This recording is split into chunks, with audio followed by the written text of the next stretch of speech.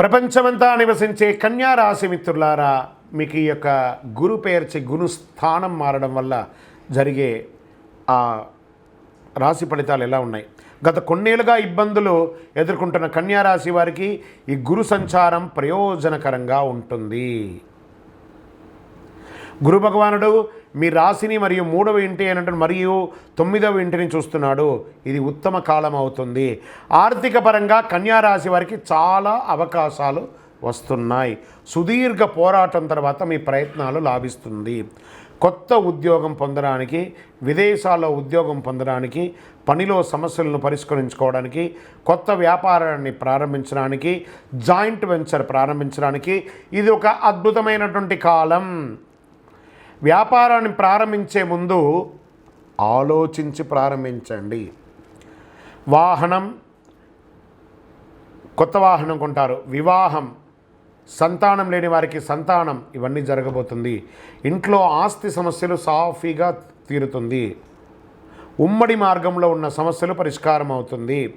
గురు భగవానుడు స్థానం చేస్తున్నాడు కాబట్టి వ్యాపారం చేసే కన్యా రాశి వారికి ఇది అద్భుతమైనటువంటి కాలం.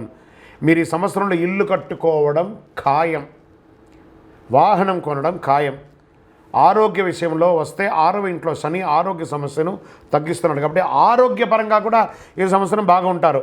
రోగ నిరోధక శక్తి సూచించే 7వ ఇంట్లో రాహు ఆరోగ్య సమస్యలను కలిగించిన గురు భగవానుని యొక్క చూపుతో సంపూర్ణ ఆరోగ్యవంతులుగా ఉంటారు.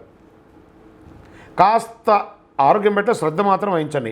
వివాహ ప్రయత్నాలు చేసేవారికి మంచి వివాహ భాగస్వామి దొరుకుతుంది. సంతానం కోసం తహతలాడేవారికి అద్భుతమైనటువంటి సంతానం.